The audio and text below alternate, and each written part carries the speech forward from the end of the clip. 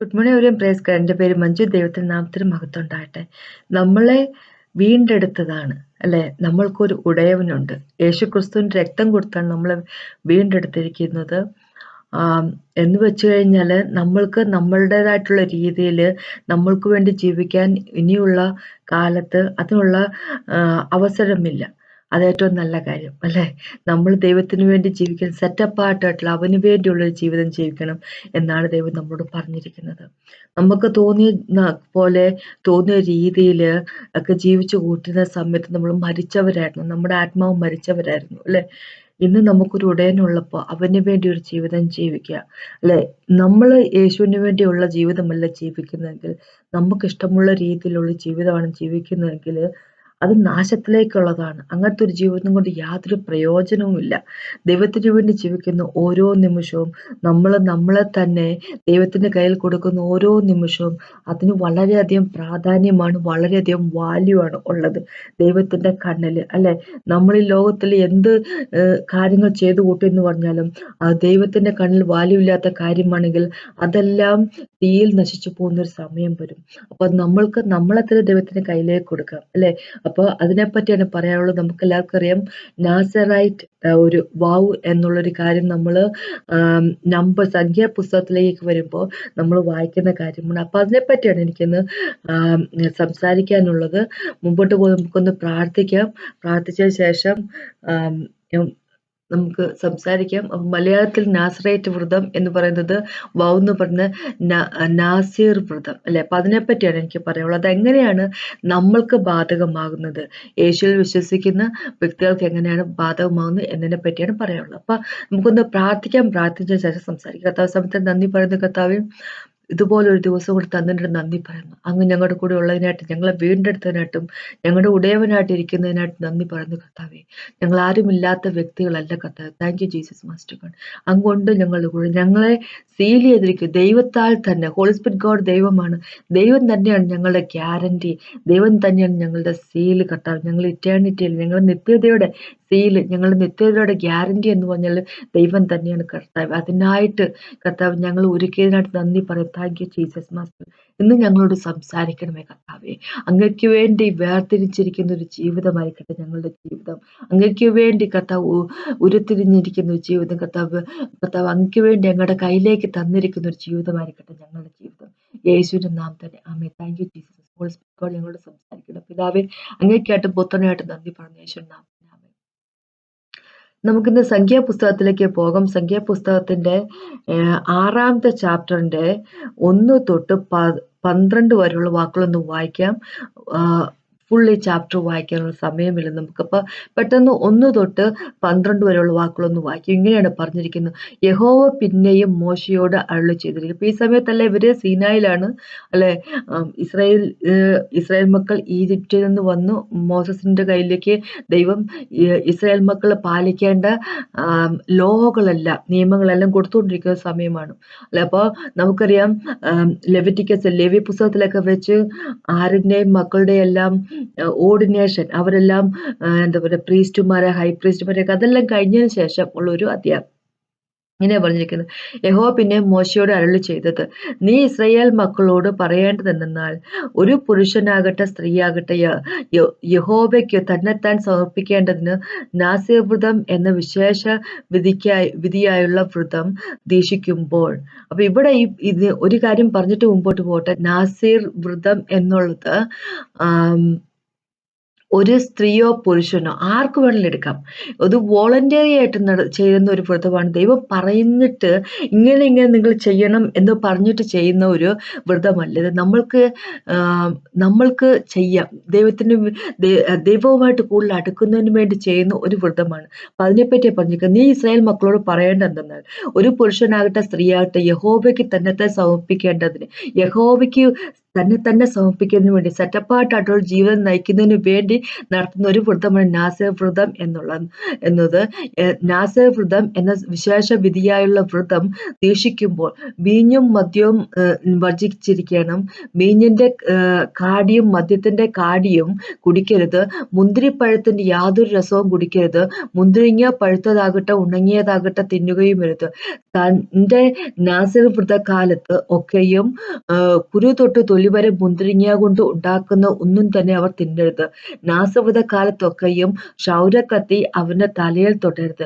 യഹോവയ്ക്ക് തന്നെത്താൻ സമർപ്പിച്ചിരിക്കുന്ന കാലം തികയുവോളം അവൻ വിശുദ്ധനായിരിക്കണം. തലമുടി വളർത്തണം. അവൻ യഹോവയ്ക്ക് തന്നെത്താൻ സമർപ്പിച്ചിരിക്കുന്ന കാലത്തൊക്കെയും ശവത്തിന്റെ അടുക്കൽ ചെല്ലരുത്. അപ്പൻ, അമ്മ, സഹോദരൻ, സഹോദരി എന്നിവരിൽ ആരെങ്കിലും മരിക്കുമ്പോൾ അവരാൽ അവൻ തന്നെത്താൻ അശുദ്ധരാക്കരുത്. അവന്റെ ദൈവത്തിന്റെ നാസർ വ്രതം അവന്റെ തലയിൽ ഇരിക്കുന്നു. നാസർ വ്രതകാലത്തൊക്കെയും അവൻ യഹോവയ്ക്ക് വിശുദ്ധൻ ആകുന്നു. അവന്റെ അടുക്കൽ വെച്ച് വല്ലവനും പെട്ടെന്ന് മരിക്കുകയും അവന്റെ നാസർ വ്രതമുള്ള തലയെ അശുദ്ധമാക്കുകയും ചെയ്താൽ അവൻ തന്റെ ശുദ്ധീകരണ ദിവസത്തിൽ തല ക്ഷൗരം ചെയ്യണം. 7-ാം ദിവസം അവൻ ക്ഷൗരം ചെയ്യണം. 8-ാം ദിവസം അവൻ 2 കുറുപ്രാവിനെയോ 2 പ്രാവിൻ കുഞ്ഞിനെയോ പുരോഹിതന്റെ അടുക്കൽ സമാഗമന കൂടാരത്തിന്റെ വാതിൽക്കൽ കൊണ്ടുവരണം. പുരോഹിതൻ ഒന്നിനെ പാപയാഗമായിട്ടും മറ്റേതിനെ ഹോമയാഗമായിട്ടും അർപ്പിച്ച് ശവത്താൽ അവൻ പിഴച്ചതുകൊണ്ട് അവനു വേണ്ടി പ്രായശ്ചിത്തം കഴിച്ചു അവന്റെ തല അന്നു തന്നെ ശുദ്ധീകരിക്കണം. അവൻ വീണ്ടും തന്റെ നാസീർ വ്രതത്തിന്റെ കാലം യഹോവയ്ക്ക് വേർതിരിച്ച് 1 വയസ്സ് പ്രായമുള്ള ഒരു ആട്ടിൻകുട്ടിയെ അകൃത്യയാഗമായി കൊണ്ടുവരണം. അവന്റെ നാസീർ വ്രതം അശുദ്ധമായി പോയതുകൊണ്ട് മുമ്പിലത്തെ കാലം തള്ളി പോകണം.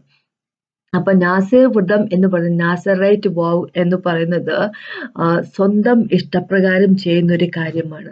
എന്ന് വെച്ച് കഴിഞ്ഞാൽ ഒരു വോളണ്ടറി ആയിട്ട് ചെയ്യുന്ന ഒരു കാര്യമാണ്. ദൈവം എന്താ പറയുക, ഇപ്പൊ ഹോമയാഗം ചെയ്യണം എന്നും അല്ലെങ്കിൽ പാപയാഗം ചെയ്യണം, സമാധാന യാഗം ചെയ്യണം എന്നൊക്കെ ദൈവം അങ്ങോട്ട് മനുഷ്യരോട്, ഈ ഇസ്രായേൽ മക്കളോട് കൽപ്പിച്ചിരിക്കുന്ന പോലെ ചെയ്തിരിക്കുന്ന ഒരു കാര്യമല്ല. നമ്മള് അത് സ്ത്രീ ആയിക്കോട്ടെ പുരുഷനായിക്കോട്ടെ ആർക്ക് വേണമെങ്കിലും എടുക്കാം. ചെറിയവനായിക്കോട്ടെ വലിയവനായിക്കോട്ടെ പണക്കാരനായിക്കോട്ടെ പണമില്ലാത്തവനായിക്കോട്ടെ ആർക്ക് വേണമെങ്കിലും എടുക്കാം എന്നുള്ള ഒരു വ്രതമാണത്. ഒരു വൗ അല്ലെ, ഞാൻ എന്താ പറയുക, ദൈവത്തിന് വേണ്ടി എന്നെ തന്നെ സമർപ്പിക്കുന്നു എന്നുള്ളത് അല്ലെ. അതിന്റെ ഒരു എന്താ പറയുക, ഒരു വ്രതമായിട്ട് എടുത്തിരിക്കുന്നതാണ്. എന്ന് വെച്ച് കഴിഞ്ഞാൽ ഇമാജിൻ ചെയ്ത് ഇങ്ങനെ ഒരു കാര്യം, നമ്മളൊരു 40 ദിവസത്തെ ഒരു ഫാസ്റ്റിംഗ് പ്രയർ എടുക്കാമെന്ന് വിചാരിച്ചു.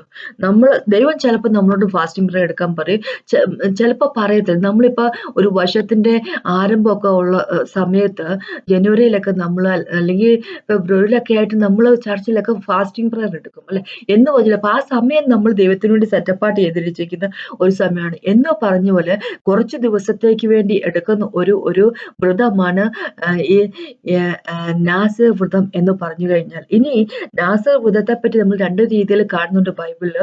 ഒന്നാമത് ഇപ്പൊ ഇവിടെ പറഞ്ഞിരിക്കുന്ന പോലെ കുറച്ച് നാളത്തേക്ക് സെറ്റപ്പാട്ട് ചെയ്തു ഇരിക്കുന്ന, കുറച്ച് നാളത്തേക്ക് മാത്രമായിട്ട് ചെയ്യുന്ന വ്രതമുണ്ട്. പക്ഷെ വേറെ നാസർ വ്രതം ഉണ്ട്. ഏതെന്ന് വെച്ച് കഴിഞ്ഞാല് ജീവിതകാലം മൊത്തം ചെയ്യാൻ വേണ്ടി ദൈവം പറഞ്ഞിരിക്കുന്നത്. ഉദാഹരണമായിട്ട് പറയുവാണെങ്കിൽ സാംസന്റെ കാര്യം എടുക്കുവാണെങ്കിൽ, അപ്പൊ സാംസന്റെ അച്ഛനായിട്ടുള്ള മനോഹയ്ക്കും അമ്മയ്ക്കും മുമ്പിൽ ദൈവം പ്രത്യക്ഷപ്പെടുമ്പോൾ angel of the lord, capital A കൊടുത്തിരിക്കുന്നത് എന്ന് വെച്ച് കഴിഞ്ഞാൽ ജീസസ് ക്രൈസ്റ്റ് അല്ലെ. ദൈവം പ്രത്യക്ഷപ്പെടുമ്പോൾ അപ്പൊ ഏഞ്ചൽ ഓഫ് ദ ലോർഡ് എന്ന് അവിടെ എഴുതുന്നിടത്ത് എവിടെയെങ്കിലും ആ ഏഞ്ചലിന് ക്യാപിറ്റൽ എ കൊടുത്തിട്ടുണ്ടെങ്കിൽ അതിന്റെ അർത്ഥം ജീസസ് ക്രൈസ്റ്റ്. ജീസസ് ആണല്ലോ പ്രത്യക്ഷപ്പെടുന്നല്ലേ. പിതാവ് പ്രത്യക്ഷപ്പെടുത്തല്ല, ജീസസ് ആണ് പ്രത്യക്ഷപ്പെടുന്നത്.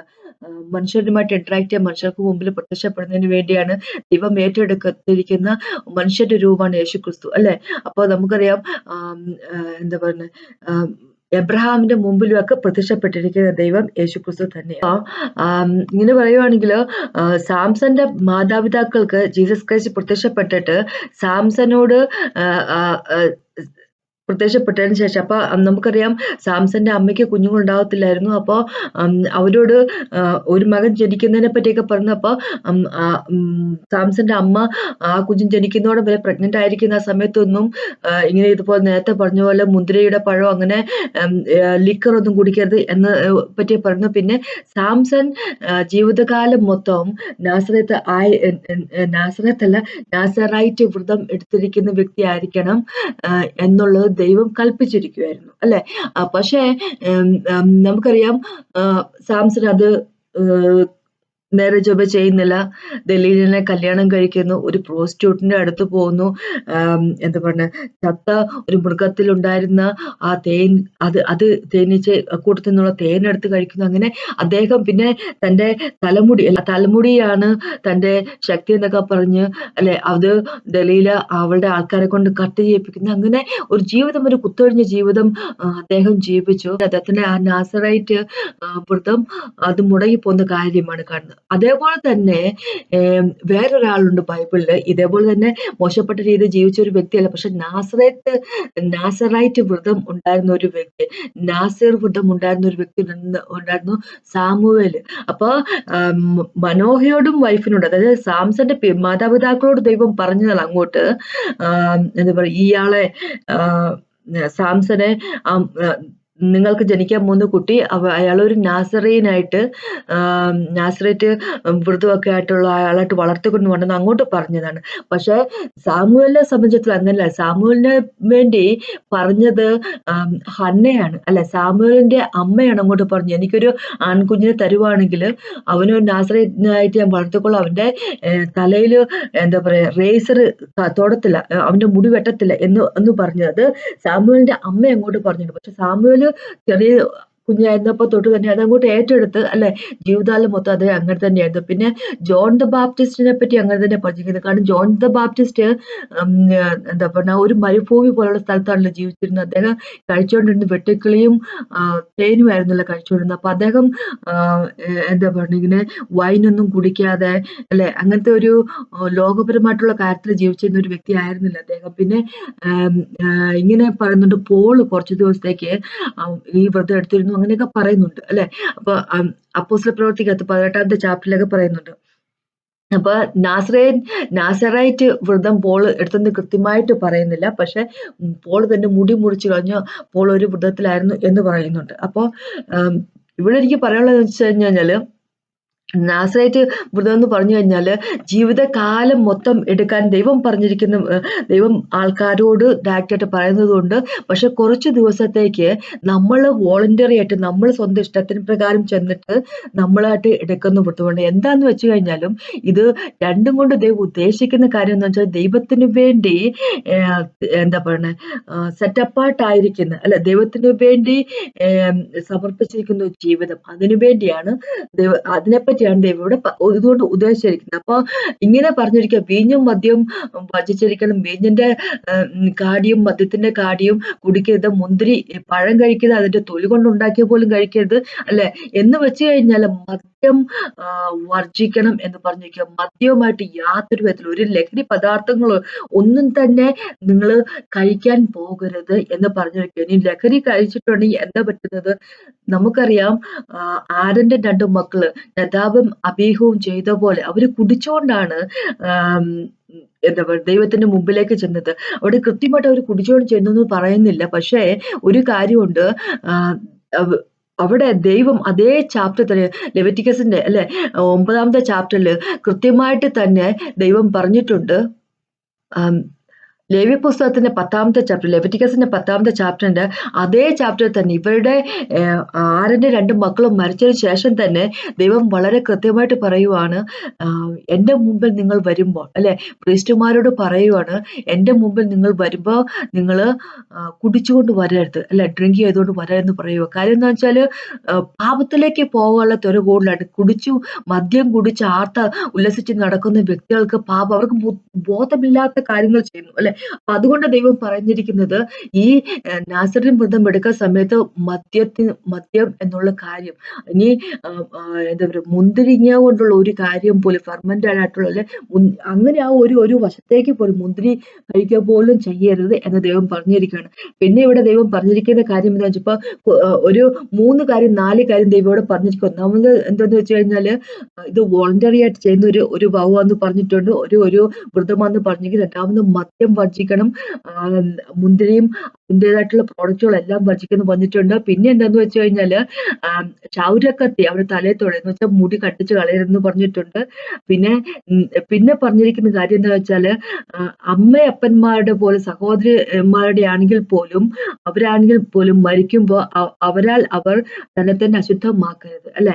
പിന്നെ തന്റെ മുമ്പിൽ ആരെങ്കിലും മരിക്കുകയാണെങ്കിൽ പോലും തന്നെ അശുദ്ധമാക്കരുത് എന്ന് പറഞ്ഞിരിക്കും. എന്ന് വെച്ച് കഴിഞ്ഞാല് ഒന്നാമത് ഇപ്പൊ ആദ്യം തൊട്ട് പറയട്ടെ, മദ്യമെല്ലാം വർജിക്കണം എന്ന് പറഞ്ഞു കഴിഞ്ഞാല് മദ്യവും മയക്കും എന്താ പറയുക മയക്കുന്ന തരത്തിലുള്ള കാര്യങ്ങളൊക്കെ കാണിക്കുന്ന ലോകത്തെയാണെങ്കിൽ ലോകത്തെ അവോയ്ഡ് ചെയ്യുക, ലോകത്തെ വർജിക്കുക അല്ലെ എന്ന് പറഞ്ഞിരിക്കുക. ദൈവത്തിന് വേണ്ടി നമ്മളൊരു സെറ്റപ്പായിട്ടുള്ള ഒരു ജീവിതം ജീവിക്കുമ്പോൾ ആ ഒരു വൃത്തത്തിന്റെ സമയത്ത് ദൈവത്തിന് വേണ്ടി ജീവിക്കുക.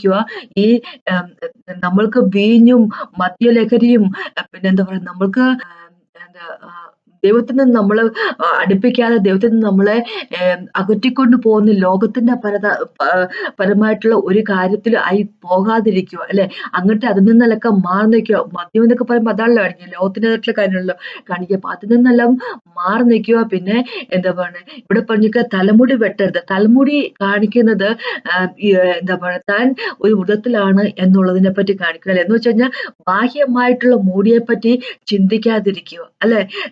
മുടിയെല്ലാം വെട്ടി നല്ല ക്ലീൻ ഷേവ് ഒക്കെ ആയിട്ട് വൃത്തിയായിട്ട് നടക്കണം, കുളിക്കുകയൊക്കെ വേണം. അതല്ല മുടിയുടെ ഭംഗിയും നമ്മുടെ മുഖത്തിന്റെ ഭംഗിയും ഒക്കെ അങ്ങനെയൊക്കെ നോക്കി എന്താ പറയാ ബാഹ്യമായിട്ടുള്ള കാര്യത്തെപ്പറ്റി സൗന്ദര്യത്തെപ്പറ്റി അധികം വ്യാകുലപ്പെടാതെ ദൈവത്തിനു വേണ്ടി ഉള്ള ഒരു ജീവിതം ജീവിക്കുക എന്ന് പറഞ്ഞിരിക്കുന്നു. ഇനി അപ്പനമ്മമാർ, സഹോദരി എന്നിവരെ ആരെങ്കിലും മരിക്കുമ്പോൾ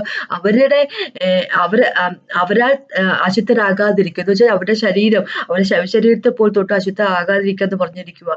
പിന്നെ അത് കഴിഞ്ഞിട്ട് പറഞ്ഞിട്ടുണ്ട് ആരെങ്കിലും നിങ്ങളുടെ മുമ്പിൽ മരിക്കുകയാണെങ്കിൽ അവര് എന്താ പറയാ അവരുടെ ശരീരത്തിൽ പോലും തൊട്ട് നിങ്ങൾ അശുദ്ധമായിരിക്കും എന്ന് വെച്ച് കഴിഞ്ഞാല് ഇവിടെ ദൈവം പറഞ്ഞിരിക്കുന്ന ഇമോഷണൽ അറ്റാച്ച്മെന്റിനെ പറ്റി പറഞ്ഞിരിക്കുക. അങ്ങനെ ഉണ്ടാകുന്ന പറയാം. പിന്നെ വേറൊരു കാര്യം പറഞ്ഞിരിക്കുക, നിങ്ങളെ തന്നെ സെറമോണിയിലെ അൺക്ലീൻ ആക്കരുതെന്ന് പറഞ്ഞിരിക്കുക. അപ്പൊ എങ്ങനെ ഒരു ശവശരീരത്തെ തൊടുമ്പോ സെറമോണിയിൽ നമ്മള് അൺക്ലീൻ ആയി പോകുന്നത്, നമ്മള് അശുദ്ധരായി പോകുന്നത് എങ്ങനെയാന്ന് വെച്ച് കഴിഞ്ഞാല് നമുക്കറിയാം മരണം വരുന്നത് പാപത്തിൽ നിന്നാണ്. പാപത്തിന്റെ ഫലമാണ് മരണം അല്ലെ. പാപം കൊണ്ടാണ് മരണം എൻട്രി ചെയ്തിരിക്കുന്നത്. നമുക്ക് റോമക്കത്തിലേക്ക് 5ാമത്തെ ചാപ്റ്റർ അങ്ങനെ പറഞ്ഞിരിക്കുന്നു. ഒരാൾ പാപം ചെയ്തപ്പോ പാപത്തിന്റെ ഫലമായിട്ടാണ് മരണം വന്നത്. നമ്മളെ മരിക്കുന്നതിന് വേണ്ടിയല്ല ഗാർഡൻ ഓഫ് ഈഡനിൽ ദൈവം നമ്മളെ ആക്കി വെച്ചിരുന്നത്. ദൈവം സൃഷ്ടിച്ചത് ആടത്തെ ഈവനെ സൃഷ്ടിച്ചത് മരിച്ചു പോകുന്നതിന് വേണ്ടി ആയിരുന്നില്ല. അപ്പൊ ദൈവം ജീവനാണ്. യേശുക്രിസ്തു പറഞ്ഞിരിക്കുന്നത് ഞാൻ ഉയർത്തെഴുന്നേൽപ്പാണ് ജീവനുമാണ് അല്ലെ. ഞാൻ റിസറക്ഷനും ലൈഫാണ്. ദൈവം ലൈഫാണ്. അപ്പൊ ദൈവത്തിന് വേണ്ടി സെറ്റപ്പാട്ട് ചെയ്തിരിക്കുന്ന സമയത്ത് മരണം എന്നുള്ളത് അതുമായിട്ട് നമുക്ക് യാതൊരു വിധത്തിലുള്ള ബന്ധവും പാടില്ല. എന്ന് വെച്ച് കഴിഞ്ഞാൽ മരണവുമായിട്ട് ബന്ധം എന്ന് പറഞ്ഞു കഴിഞ്ഞാൽ മരണം ഫലമായിട്ട് വന്നിരിക്കുന്ന പാപത്തിന്റെയാണ്. പാപവുമായിട്ട് യാതൊരു ബന്ധവും കാണരുത് എന്നാ പറഞ്ഞിരിക്കുക. ഇനി അറിയാതെ പോലും എന്താ പറയുക ഏതെങ്കിലും ശവത്തില് ഒക്കെ തൊടുകയൊക്കെ ചെയ്യുവാണ്, അതാ അതുവരെ എടുത്തിരിക്കുന്ന ആ വ്രതം അത് ബ്രേക്കായി അല്ലെ. അപ്പൊ എന്ത് ചെയ്യണം? പിന്നെ അതിനെപ്പറ്റി വിചാരിച്ചിട്ട് കാര്യമില്ല. ആ ഒരു 7 ദിവസത്തേക്ക് സെറ്റപ്പായിട്ടായിരിക്കുന്ന ഒരു ക്ലീൻ ആകുന്നതിന് വേണ്ടി ഇങ്ങനെയല്ലേ പറഞ്ഞ 7 ദിവസം അല്ലെ അവരിങ്ങനെ മാറിയിരിക്കുക. 9ാമത്തെ വാക്ക് പറയാം, അവന്റെ അടുക്കൽ വെച്ചു വല്ലവരും പെട്ടെന്ന് മരിക്കുകയോ അവന്റെ നാസിർ വ്രതമുള്ള തലയെ ശുദ്ധമാക്കുകയോ ചെയ്താൽ അവൻ തന്റെ ശുദ്ധീകരണ ദിവസത്തെ തല ക്ഷൗരം ചെയ്യണം. 7ാം ദിവസം അവൻ ക്ഷൗരം ചെയ്യണം. അപ്പൊ ശുദ്ധീകരണ ദിവസം ഒരു 7 ദിവസം ശുദ്ധീകരണ ദിവസമായിട്ട് കണക്ക് കൂട്ടിക്കൊണ്ട് മാറിയിരിക്കും. അപ്പൊ 7ാമത്തെ ദിവസം ആ മുടിയെല്ലാം മുടി വെട്ടിക്കള എന്ന് പറഞ്ഞു കഴിഞ്ഞാൽ കാണിക്കുന്നത് അത് നാസറീൻ നാസറൈറ്റ് ആ വ്രതത്തിന്റെ സമയം കഴിഞ്ഞു എന്നുള്ളതാണ്. അപ്പൊ എങ്ങനെയെങ്കിലും ശവത്തിലേക്ക് തൊടാൻ വന്നു കഴിഞ്ഞാൽ ആ നാസറേത്ത് എന്ന് ആ ഒരു വ്രതം അത് മുറിഞ്ഞു പോയി. അപ്പൊ അതുകൊണ്ട് നീ മുടി വെട്ടിക്കളയുക. പിന്നെ 7 ദിവസം മാറിയിരിക്കുക. ആ ശുദ്ധീന്റെ സമയം. അപ്പൊ നമുക്കറിയാമല്ലോ, ലേവ്യ പുസ്തകത്തിലേക്ക് പോകുമ്പോ അങ്ങനെ ഓരോ കാര്യത്തിലും ശുദ്ധിക്ക് വേണ്ടിയൊക്കെ മാറിയിരിക്കുന്നതിനെ പറ്റി ദൈവം ഓരോ ചാപ്റ്ററിലും പറഞ്ഞിട്ടുണ്ടല്ലോ. അപ്പൊ അതുപോലെ ഇങ്ങനെ 7 ദിവസം മാറിയിരിക്കും. അപ്പൊ അത് കഴിഞ്ഞതിന് ശേഷം 8ാമത്തെ ദിവസം അവൻ 2 കുറുപ്രാവിനെയും 2 പ്രാവിൻ കുഞ്ഞിനെയും പുരോഹിതന്റെ അടുക്കൽ സമാഗമന കൂടാരത്തിൽ വാതിൽക്കൽ കൊണ്ടുവരണം. പുരോഹിതൻ അതിനെ പാപയാഗമായിട്ട് മറ്റേതിനെ ഹോമയാഗമായിട്ട് അർപ്പിച്ച് ശവത്താൽ അവൻ പിഴച്ചതുകൊണ്ട് അവന് വേണ്ടി പ്രായശ്ചിത്തം കഴിച്ച് അവന്റെ തല അന്ന് തന്നെ ശുദ്ധീകരിക്കണം, അല്ലെ? അപ്പൊ അതിനുശേഷം 12ാമത്തെ വാക്ക് പറഞ്ഞിരിക്കുക, അതുവരെ ഉണ്ടായിരുന്ന നാസറേൻ വ്രതം അദ്ദേഹം എടുത്തോണ്ടിരുന്നത് അത് ബ്രേക്ക് ആയിപ്പോയി. ഇനി അത്രയും ദിവസം എടുത്തെന്ന് വിചാരിച്ചു. ഇപ്പൊ 1 മാസത്തേക്കാ വ്രതം എടുക്കാൻ ഉദ്ദേശിച്ചിരുന്നു. ഒരു 28 ദിവസം അദ്ദേഹം എടുത്തു. അത് കഴിഞ്ഞ ശേഷമാണ് ഇങ്ങനെ സെറിമോണിയില് അശുദ്ധമായി പോയതെങ്കിൽ ആ 28 ദിവസവും കളയണം എന്ന് പറഞ്ഞിരിക്കുക, അല്ലെ? കാരണം അശുദ്ധമായി പോയി. അപ്പൊ ആ 30 ദിവസത്തെ വ്രതമാണ് എടുത്തെങ്കിൽ 30 ദിവസം പിന്നെ അടുത്തൊരു 30 ദിവസം കൊണ്ട് എടുക്കുക എന്ന് അദ്ദേഹം പറഞ്ഞിരിക്കുക. എന്ന് വെച്ച് കഴിഞ്ഞാല് അശുദ്ധമായി പോയി എന്ന് വെച്ചുകൊണ്ട് അതിനെപ്പറ്റി ഓർത്ത് വിഷമിച്ചുകൊണ്ടിരിക്കരുത്. നിങ്ങൾ തിരിച്ച് ദൈവത്തിലേക്ക് വരിക. അത് എവിടെ നിന്നാണ് സ്റ്റോപ്പ് ചെയ്തത്, അവിടെ തൊട്ട് സ്റ്റോപ്പായി പോയത്, അവിടെ തൊട്ട് പ്യൂരിറ്റിയോട് കൂടി പിന്നെ കണ്ടിന്യൂ ചെയ്യുക എന്ന് പറഞ്ഞിരിക്കുന്നത്. എന്ന് വെച്ച് കഴിഞ്ഞാല് ഇവിടെ നാസറിൻ ഒരു പ്രാവശ്യം കൂടെ പറയുക, നാസറൈറ്റ് വ്രതം എന്ന് പറഞ്ഞാല് വോളണ്ടറി ആയിട്ട് എടുക്കുന്ന ഒരു വ്രതമാണ്. അത് എടുക്കുന്നതിന്റെ ഉദ്ദേശം എന്ന് വെച്ചാൽ ദൈവത്തിന് വേണ്ടി ജീവിക്കുക, ആ സെറ്റപ്പായിട്ടായിട്ട് ദൈവത്തിന് വേണ്ടി. ഞാൻ ഇത്രയും കാലഘട്ടത്തില് മറ്റുള്ള കാലത്ത് ദൈവത്തിനോട് ജീവിക്കത്തില്ല എന്നല്ല പറയുന്നത്. പക്ഷെ ആ ഒരു സമയം ഈ നമ്മളൊരു ഫാസ്റ്റിംഗ് പ്രയർ എടുക്കുന്ന പോലെ ആ ഒരു സമയം ദൈവത്തിന് വേണ്ടി കംപ്ലീറ്റ് ആയിട്ട് ഞാൻ ഡെഡിക്കേറ്റ് ചെയ്യുവാണ്. എന്റെ ജീവിതം കംപ്ലീറ്റ് ആയിട്ട് ദൈവത്തിന്റെ കയ്യിലേക്ക് കൊടുക്കുവാണെന്ന് കാണിക്കുന്നത്. ആർക്ക് വേണ്ടി എടുക്കാവുന്ന. അപ്പൊ അത് എടുക്കുന്ന സമയത്ത് ദൈവം ഇങ്ങനെ പറഞ്ഞിരിക്കുന്ന കാര്യങ്ങളാ. ഒന്നാമതായിട്ട് മദ്യമൊക്കെ വർജിക്കണം, അല്ലെ? എന്ന് വെച്ച് കഴിഞ്ഞാൽ ലോകത്തിൻ്റെതായിട്ടുള്ള സകല കാര്യങ്ങളിൽ നിന്നും ഒന്ന് മാറി നിൽക്കണം, തലമുടി വളർത്തിക്കൊണ്ടിരിക്കണം. എന്ന് വെച്ച് കഴിഞ്ഞാൽ പുറംപോടി അതിന്റെ ഭംഗിയെപ്പറ്റി ഒന്നും വിചാരിക്കാതിരിക്കുക, അല്ലെ? പിന്നെ അപ്പനമ്മമാര് അവരുമായിട്ട് പോലും എന്താ പറയാ, അവരുടെ മരണം പോലും നമ്മളെ ഉലയ്ക്കുക. എന്ന് വെച്ച് കഴിഞ്ഞാൽ പാപം വഴി ഉണ്ടായിരിക്കുന്ന മരണം, അല്ലെ? ദൈവത്തിന്റെ ആ സന്നിധി, ദൈവത്തിന്റെ ആ പ്രസൻസ്, അല്ലെ? ദൈവത്തിനു വേണ്ടി സെറ്റപ്പായിട്ടായിരിക്കുക. തന്റെ മുമ്പിൽ ഒരാൾ മരിച്ചു വീഴുന്ന കണ്ടാൽ പോലും, അല്ലെ, അങ്ങനെ പോലും ആ മരണം കൊണ്ടുവന്നിരിക്കുന്ന ആ മരണത്തെ എന്താ പറയാ, ഡെഡ് ബോഡി തൊട്ട് പോലും നമ്മളെ അശുദ്ധമാക്കാൻ ശ്രമിക്കരുത് എന്ന് പറഞ്ഞു. കാരണം പാപം, അല്ലെ, ബേസിക്കലി പറയുവാണെങ്കിൽ പാപം ജീവിതത്തിലേക്ക് വരാൻ ഒരു കാരണവശാലും സമ്മതിക്കരുത് എന്ന് ദൈവം പറഞ്ഞിരിക്കും. അപ്പൊ ഇതൊക്കെയാകുമ്പം പിന്നെ എങ്ങാനും ഒരു കാര്യം കൂടെ പറയട്ടെ, എങ്ങാനും ഈ നാസറൈൻ വ്രതം മുടങ്ങിപ്പോയിട്ടുണ്ട്, അത് മുടങ്ങി അവിടെ കൂടെ നിർത്തിയിട്ട് 7 ദിവസം മാറിയിരിക്കുക, അല്ലെ?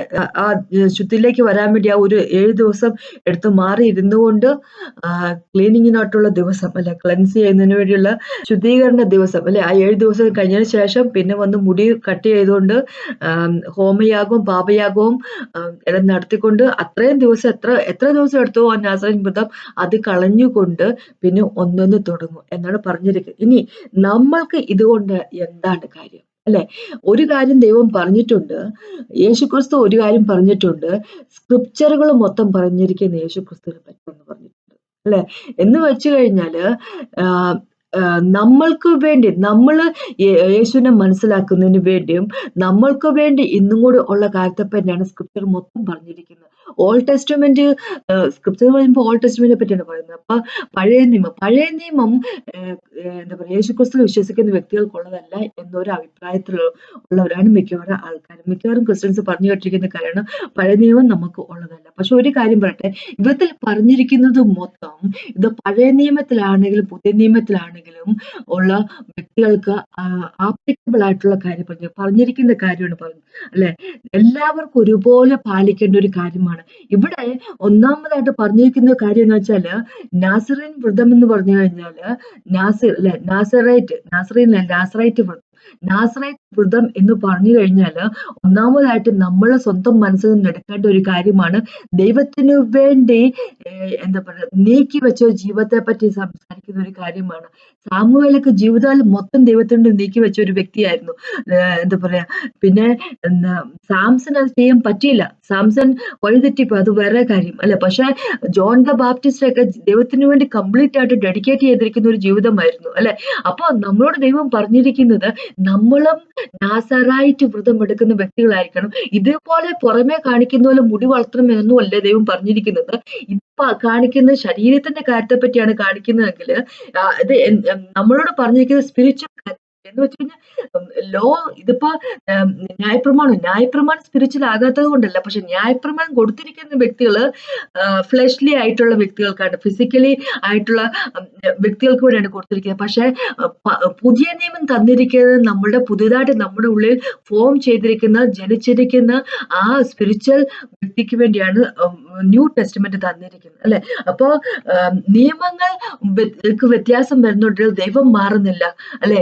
ഇവർക്ക് അന്നത്തുണ്ടായിരുന്ന ഇസ്രായേൽ മക്കളോട് പറഞ്ഞിരിക്കും ആർക്ക് വേണമെങ്കിലും എടുക്കാം എന്ന് വെച്ച് കഴിഞ്ഞാൽ എല്ലാവരും ഏത് സമയത്തും വേണമെങ്കിലും ദൈവത്തിന് വേണ്ടി അർപ്പിച്ചുകൊണ്ടൊരു ജീവിതം നയിക്കും അല്ലെ. ദൈവം അതിന് നോന്ന് ആരോടും പറയുന്നില്ല അല്ലെ. എല്ലാവർക്കും സ്വാഗതം എന്ന്, സ്ത്രീയാണെങ്കിലും പുരുഷനാണെങ്കിലും ആർക്ക് വേണമെങ്കിലും ചെയ്യാവുന്ന കാര്യമാണ് അല്ലെ.